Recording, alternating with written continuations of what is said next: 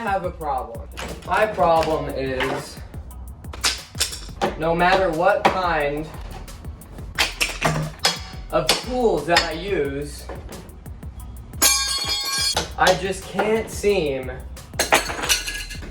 to get these pallets apart without breaking them. So we're gonna fix it. Usually what you would want to do is use a circular saw and cut these boards right down like that, and then pull them apart in the middle. But I need that length, that part that we would have to cut. So what people did to solve that problem was make a pallet puller, which is pretty much just a bar with 2 sticks at the end that use the leverage.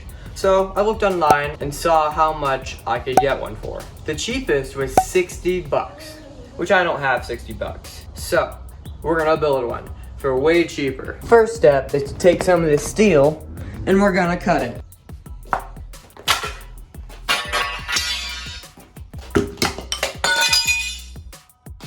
We're gonna make the handle, which we're cutting out now, 4 feet.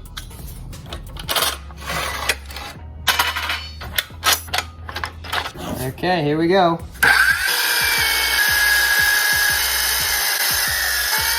There we go. Okay, now I'm gonna measure out the prongs. They are going to be 6 inches each. They could be longer, but just for storage purposes, we're gonna make them 6 inches.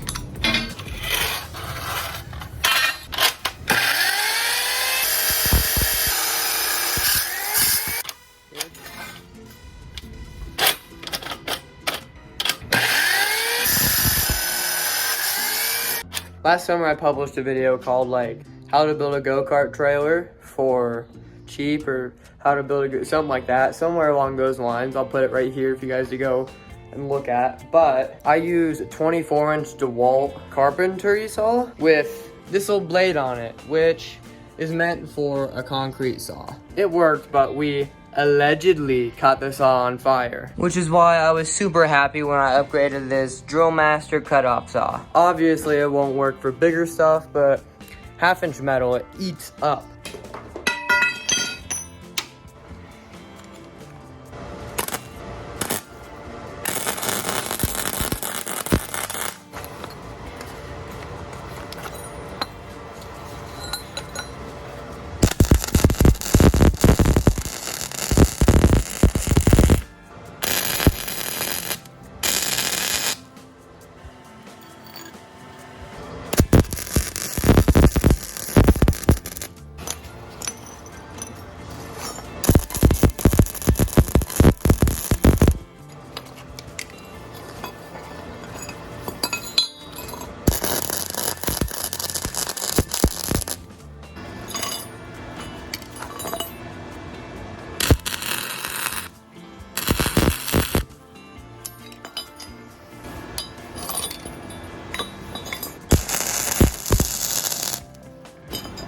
Okay, well, it may not be pretty, but if I'm not a good welder, that means I'm definitely a good grinder.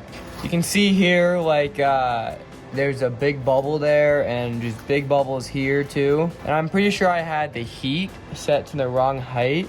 I set it to the right height, and right there you can see the welds melted into the metal a lot more than they did right here.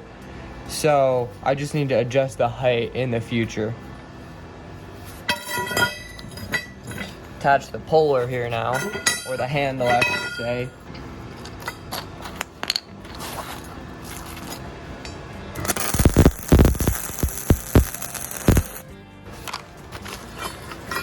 Yeah, that was definitely set to the wrong height, or to the wrong heat, not height.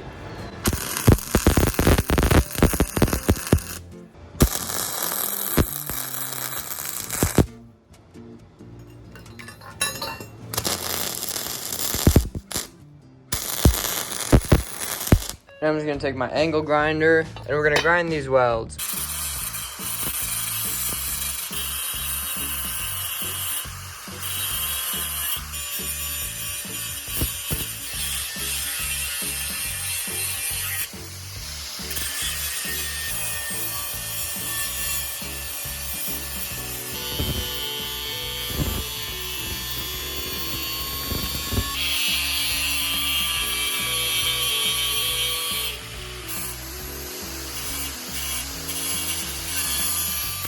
Okay, now we get to paint it.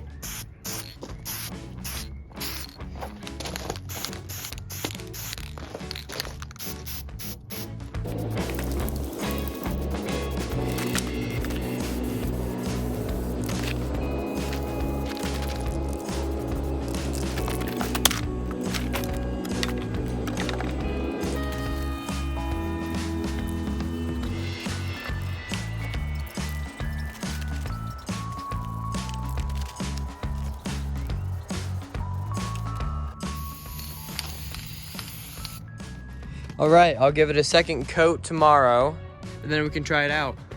I have a problem, and thankfully, I solved that problem. Well, I say I solved it, but I don't actually know if it works yet.